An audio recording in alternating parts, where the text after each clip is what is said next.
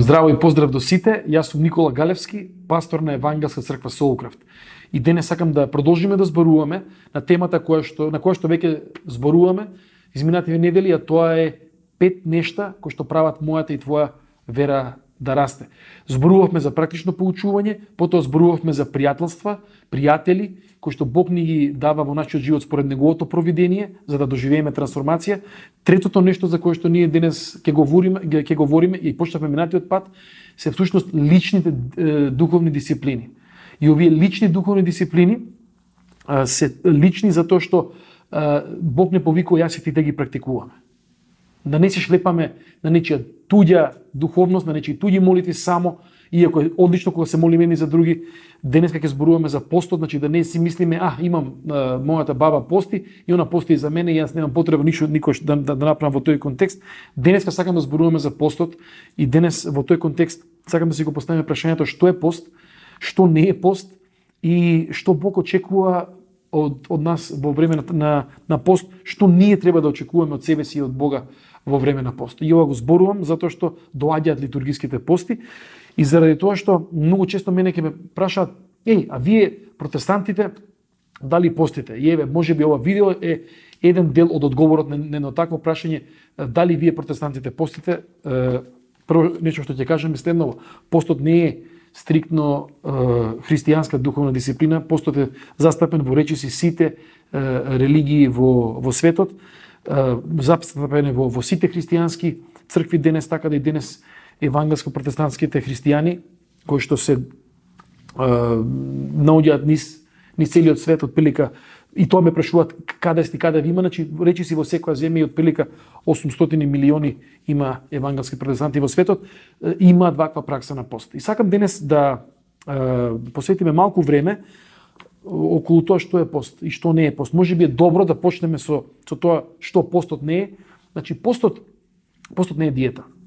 Често пати знам да слушам или да дојдат луѓе на разговор и да ми кажат: супер таман, одличен е овој постов, дојде февруари месец, дојде март месец, ќе си почнам пост, да се исчистам и да бидам спремен за на плажа. Значи да не бидеш спремен за црква и за оно што Бог сака да ти го даде, туку да бидам јас или ти спремни да бидеме за на плажа. Значи постот не е диета која што нас се спрема за плажа. Постот може да има добри ефекти на нашето здравје и тело, ама тоа не може да биде примарната причина. Тоа се секундарни причини и плодови на постот. Оно што исто така постот не е всушност постот не е духовен механизам преку кој што јас и ти можеме на Бог да му ја свиткаме раката и да го натераме да направи нешто кое што ние многу го сакаме. Значи ние можеме да постиме и всушност ставот на постот е: Боже, доаѓам пред тебе и се откажам од редини работи за да примам од тебе повеќе според твојата проценка, според твојата мудрост, според она што ти мислиш дека мене ми треба. И јас во мојот духовен живот сум се наоѓал многу често на целосно различни страни од она што Бог сметал дека мене ми треба. Јас сум мислел дека ми треба едно нешто и дури сум постал за такви работи, си викам: ова само да го добијам, ова само да го добијам, ова само да го добијам. И кога Бог не ми го давал, сум имал гнев, зашто сум мислел дека Бог мене ми должи. Гневот е емоција во која што ние сметаме дека некој друг нас нешто ни должи. Во овој случај и Бог или луѓето кои што се околу нас. Постот, значи, исто така не е математика. Јас ќе постам недела дена или сите цели литургиски пости и затоа ќе си купам можеби една година благословена во нашиот живот, во мојот живот. Значи тоа не може да биде таква математика. Постот е контекст во кој што јас и ти можеме да се ослободиме од некои секојдневни работи, од најголемото прашање кое што го имаме во нашиот живот: што ќе јадеме? Нели секој ден тоа е македонската паника: леле, што ќе се јаде денеска? Преполни фрижидери, се срамам кога ќе фрлам храна и се уште таква некаква преживувачки менталитет: што ќе се јаде денеска? Кога сум во пост, првите денови ми се тешки кога постам, затоа што психолошки јас мислам готов сум, еве храната можеби, значи не примам таква храна како што сакам, не јадам тоа што сакам, јас сум готов, пред умирање сум. Значи тоа не е воопшто, никош не било вистина. Тоа е всушност психолошки момент во кој што јас ја губам контролата на мојот живот за добро и му покажувам на Бог дека: Боже, ќе ги оставам тие редовно непотребни прашања и најчесто непотребни прашања: што ќе се јаде, ќе си ја поедноставам мојата исхрана и со тоа ќе оставам повеќе простор за тебе. Значи, за да можам да се молам, за да можам да размислувам за тебе, за да можам да го читам Светото писмо, за да можам да се активирам на социјален план, заради тоа што во постот менито е горе-доле ограничено, барем за мене е ограничено. Знам горе-доле што ќе доручкувам, што ќе ручам, што ќе вечерам. Има некои 4, 5, 6, 10 варијанти, има и некои кувари, сум ги видел, и таквите кувари, оние постни кувари. Немам јас искрено желба нешто да станам кулинар, да станам Джейми Оливер, посен Джейми Оливер, па да подготвам многу нешта. За мене тоа се едноставни, можеби 7, 8, 10 нам преку сила јадења, кои што си ги имам, и тоа мене ме ослободува. И ако постои двигател во постот, тоа е токму тоа, да се растеретиме и да се фокусираме на Бог и на Божјото царство, зашто Исус ни кажува една работа: барајте го Божјото царство и се друго ќе ви се придодаде. И сметам дека постот е едно такво интензивно барање на Божјото царство, дека тоа е почетокот. Дека пред да се прашаме какви типови на пост има, ние треба да си го всадиме тоа нешто, тие Исусови зборови во нашите срца. Барајте го најпрвин Божјото царство, а се друго ќе ви се придодаде. И постот е такво отварање. Боже, ти си ми најпотребен, ќе се откажам и од храна, значи постои еден момент на страст, како што знаеме некош да кажеме, ако треба нема ни да јадам ни да пијам, ама ова ќе го завршам, оваа работа ќе ја завршам, или ќе отидам таму, или што иде. Таков извор, таков изблик на нашето срце е всушност постот, кога ние викаме и ќе се откажеме од работи и нема да биде лагодно само за да бидеме со тебе повеќе, Боже.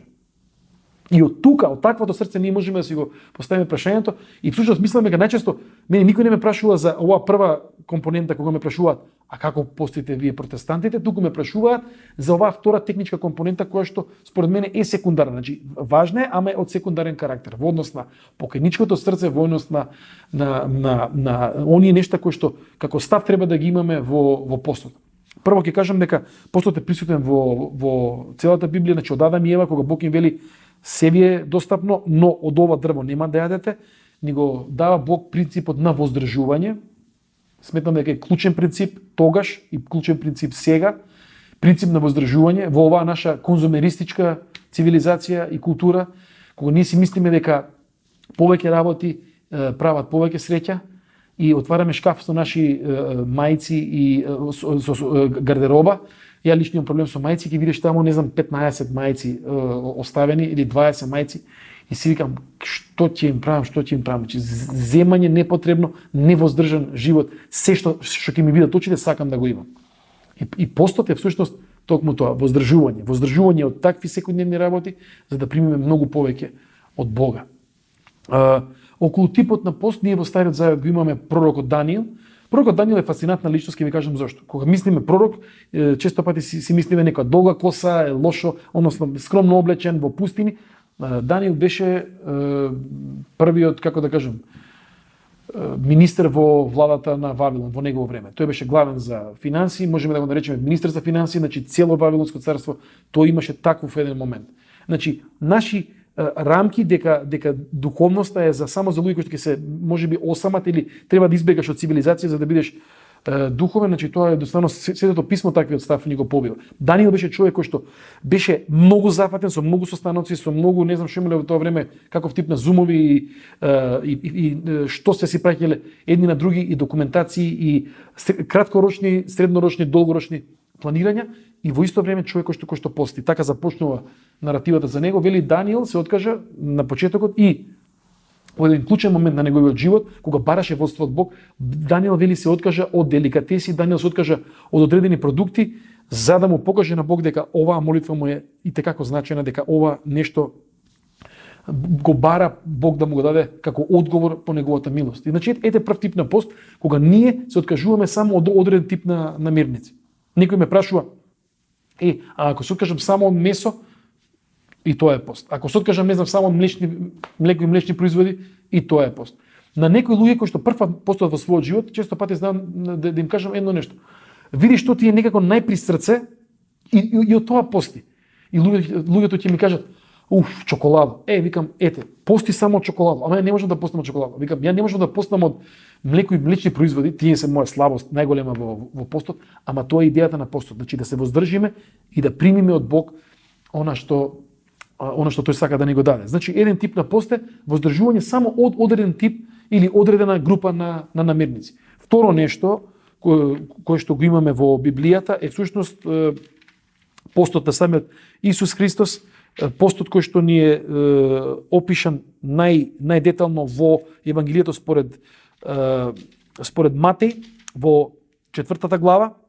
Значи во оваа 4 глава Бог го носи Светиот Дух, го носи Исус Христос во пустината, Исус таму пости само на вода 40 дена. Ова може да ви звучи како религиозен, верски некаков екстремизам и си речете имали луди луѓе што постат тоа, човек ќе умре ако не јаде 10 дена. Ќе ви кажам две работи. Значи овој пост не е за луѓе кои што само што започнуваат со пост, овој пост не е за луѓе кои што си викаат сакам да покажам дека можам толку дена да постам. Овој пост реално подразбира една култура на пост која што била реално дел од животот на израелците во тоа време и на други култури и цивилизации, која што ние денеска како подготовка немаме. И Исус од тоа редовно постоење влегува во ваков еден тип на така наречено вокацијско постоење во кој што тој сака од Бог да прими и насока и сила за она што Бог го има пред него. Значи тој дозволува да биде искушан во едни такви околности, во контролирани околности на искушение, затоа што овој пост и овој искушение има директна корелација со неговата смрт на крстот. Ова е, ако сакаме да кажеме, еден главен тест за тоа што Бог го има за Исус подоцна кога Исус умира на крстот, кога вели Оче, ако може оваа чаша на гневот, односно оваа смрт тотално дехуманизирачка која што ме чека, ако може да ме одмине. И тука Исус Христос прв пат прима од Бог сила и самиот се дава на Бога и ја потврдува својата вокација. Тоа е во Матеј, повторно ќе кажем Евангелие според Матеј 4 глава, 40 дена само на вода. И ако се прашувате дали е тоа можно и колку е можно, мој колега тука, значи во Македонија, не зборувам за некои други земји, значи мој колега пастор во Евангелско-протестантска црква 40 дена постеше само на вода. Ние бевме тогаш баш заедно, работевме заедно во еден град во Битола, и тие што се во Битола можеби ќе се сетат за кого точно зборувам, ама тој е човек кој што одлучи, се наоѓаше на една вокацијска раскрсница во својот живот и кажа: јас ако може ти, Никола, да ме замениш во оние практични работи, јас сакам ово да го направам 40 дена. Го правеше 40 дена, заврши после 40 дена и еве го до ден денеска си е жив и здрав и доби оно што е значено, че доби насока од Бога, како што тој и тоа го бараше во молитва, затоа што постот и молитва да секогаш заедно. Че не можеме, тешко би било само пост, туку постот секогаш значи да отвориме простор во нашиот живот, да се воздржиме од одредени работи, да имаме повеќе време и тоа време да не го посветиме на било какви глупости, туку да во тоа отворено време да можеме да го љубиме Бог подобро, да се молиме повеќе и ближните околу нас исто така. Значи втор тип на пост е пост само на вода, во однос на времето кога може да се обавуваат пости, постојат литургиски пости, а тоа се постите кои што ги прават литургиските цркви, а тоа се православната црква и католичката црква. Ние како евангелски протестанти секој што го укажуваме и ги потикнуваме луѓето да се вклучат, секој кој што има таква желба, апсолутно да се вклучи во литургискиот пост, но многу често во евангелско-протестантските цркви ние знаеме да кажеме дека ако имаш значајна потреба и таа потреба може само Бог да ти одговори како молитвена или како насока, како водство, добро е да земеш и да постиш без разлика дали е тоа во тој период пропишано или пак не е. И најчесто ако зборувате со членови на евангелско-протестантските цркви и ги прашате кога постите, тие ќе ви кажат по потреба. И тоа е вистина, ама понекогаш ти го одзема ритмот на пост и кога ти си викаш кога имам потреба да постам, кажам во големи неволји или никогаш, затоа што си викаш па добро, денеска немам, другата недела немам или оваа година е окей, немам, сметам дека некаде балансот е помеѓу двете. Јас лично ги постам овие литургиски пости или божигниот и великденскиот или само еден од нив. Од една страна, или пак секако по потреба, кога чувствуваме една подлабока потреба, започнувам со пост. Видете, постот ние можеме да го замислиме само како една мистична релација со Бог, градење на мистична релација. Ние постиме, се молиме и Бог не слуша и дефинитивно тоа е клучот на постот, ама има еден друг момент, а тој друг момент е следниот. Дека нашиот пост, тоа што го правиме духовно, тоа што го правиме скриено, како што вели Исус во Евангелието според Матеј, Бог сака да го види тајно и да го награди јавно. И од друга страна, оние нешта кои што ние ги примаме од Бог не може да останат само како наша некаква мала тајна, туку ќе читаме сега од Стариот Завет, од пророкот Исаија, кој што зборува за постот и зборува на луѓе кои што постеле и некако си мислеле ние постиме, ама џабе постиме. И Исаија зборува, значи повторно не некаква нагласена некакви тајновитости, ако можам така да ги наречам, туку збори едно нешто конкретно. Тоа што вие постите мора да се манифестира и во љубовта кон ближниот, а ближниот е секој еден наш кој што е буквално физички блиско до нас, без разлика на вера, на етничка припадност, на пол, значи апсолутно нема никаква врска. Секој што е блиско до нас, ние треба да го имаме при срце и да имаме можност да ги вршиме оние работи кои што Бог ги бара од нас. Сега еве што вели Исаија 58 глава од 3 стих ќе читам. Зошто ние постиме, велат, а ти не гледаш, ги измачуваме душите своји, а ти не сакаш да знаеш. Ете, кога постите, им вели Бог, вие исполнувате својата волја. И други угнетувате. Значи, внимавајте, својата волја и други угнетувате.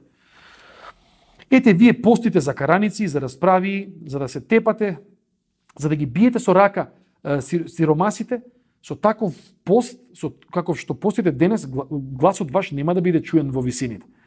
Таков ли е постот, прашува Бог, што јас го определив, човек да ја изнемоштува душата своја во денот кога ја наведнува главата како трска и под себе да постила врекишти и пепел? Тоа ли ќе го наречеш пост? Ете го постот, вели Бог, што јас го избрав. Раскини ги оковите на неправдата. Одврзи ги врските на јаремот и угнетените пушти ги на слобода и скрши го секој јарем. Ја раздели го лебот свој со гладните и бездомните сиромаси закрили ги во домот свој. Ако видиш гол, облечи го и од крвните сродници, односно од роднините, немој да се криеш. Тогаш твојата светлина ќе светне како зора и твоето здравје наскоро ќе процути, твојата правда ќе тргне пред тебе и славата Господова ќе те придружува. Значи, еве го Бог кој што можеби за изненадување, кога ја прв сум читал овие стихови сум бил изненаден. Си викам, постот е, нели, не треба да кажуваш и тоа ми било во ред, значи не треба да се фалиш, тоа сум го слушал уште од најмали нозе. Ама овие други димензии некако не биле толку потенцирани. Сум мислел дека тоа е некаква мистична размена, нека Бог, ние му зборуваме на Бог, Бог го гледа постот, Бог нас ни одговара. И Бог вика, чекате. Ако вашиот пост, како што вели, и разгледаме подлабоко овие стих 6 до 8, вели, раскини ги оковите на неправдата. Значи, постот, за да биде пост според Божја волја, освен таа димензија на воздржување од одреден тип на храна или целосна храна, треба да има ваква нагласена општествена димензија. Раскини ги оковите на неправдата. И сега ќе ви кажам едно нешто. Во нашава земја, во Македонија, да не ме разбере никој погрешно, ние имаме и текако потреба од еден ваков став во постот. Значи, не само да видиме, повторно ќе кажам, да се воздржиме од храна, туку да си го поставиме прашањето каде постои неправда, лична или структурна неправда, која што треба да се адресира и која што можеби јас треба да ја адресирам. И можеби таа неправда е, не знам, на ниво на семејство или роднини, некој го угнетува цело време и некој можеби треба да застане во одбрана на некој друг и тој некој не е некој имагинарен некој, туку сме јас и ти. Второ нешто, можеби сме да кажеме во некакви фирми, компании и гледаш едно те исто, некои се газат и се угнетувани и финансиски, и во однос на смени, и во однос на работни сати, а за некои други да имаат само профит од тоа.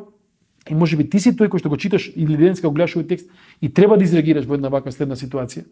Или пак не знам, можеби работиш во некакви државни институции или владени институции и гледаш одредена структурна неправда, значи дека нешто е така во закон поставено или структурирано и е неправда и угнетува луѓе и немој да чекаш јас да дојдам или немој да чекаш некој друг да дојде, ти си лично повикана или ти си лично повикан да ја адресираш ваквата неправда. И може да биде тоа економска неправда, може да биде политичка неправда, значи може да бидат повеќе нивоа на неправда, ама немој да чекаш некој друг, туку во пост и во молитва кажи Боже, дај ми сила, ова го гледам и сметам дека треба да интервенирам во една ваква ситуација.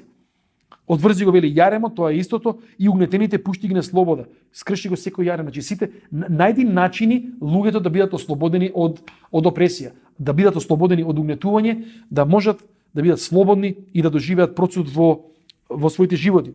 7 стих на оваа 58 глава на пророкот Исаја вели вака: раздели го лебот свој со гладните и бездомните сиромаси закрили ги во домот свој.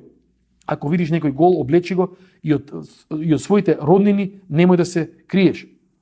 Значи, тука имаме нешто што е уште попрактично.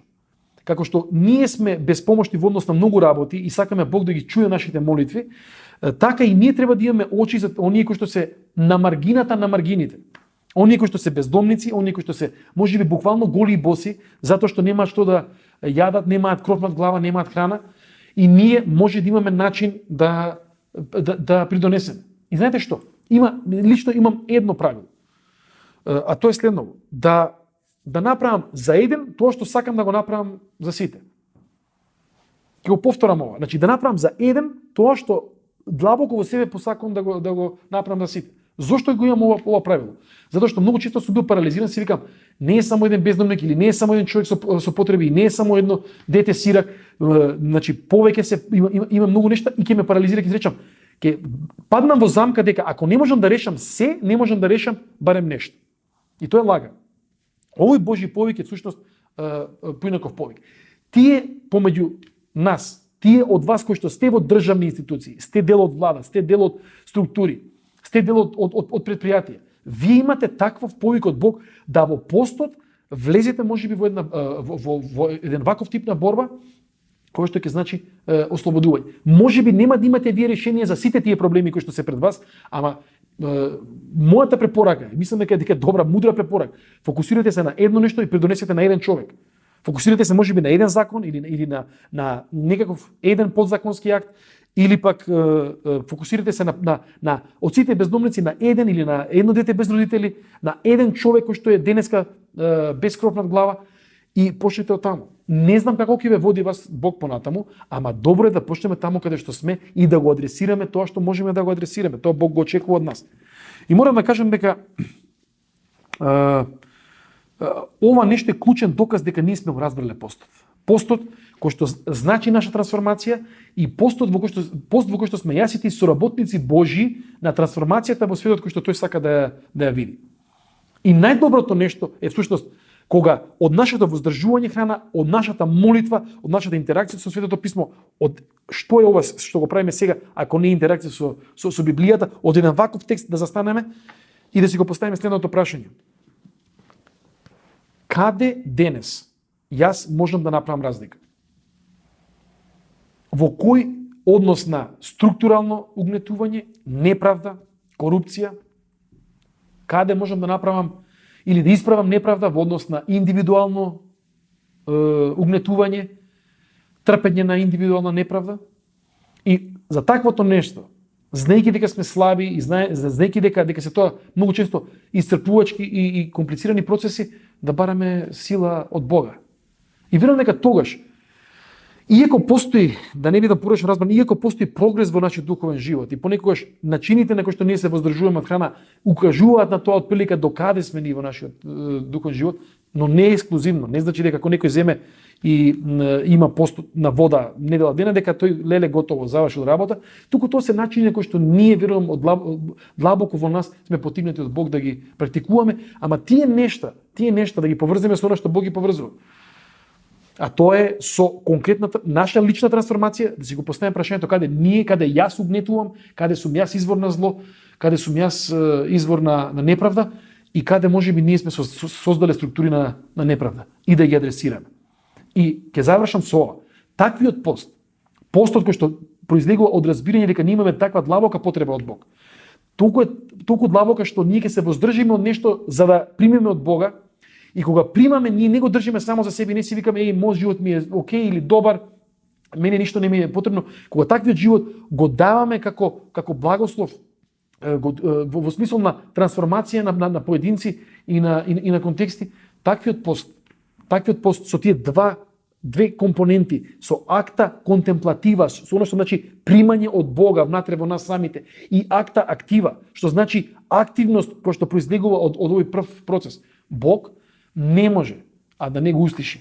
Повторно, некако негово виткање рака и наши списоци што треба точно тој све да направи, туку според неговата слободна волја. А Бог е и премудар, и семоќен, и знае точно на кого што му треба во секој даден момент. Јас ве поздравувам и ќе продолжиме со овој серијал 5 нешта кои што прават мојата и твоја вера да расте. Голем поздрав!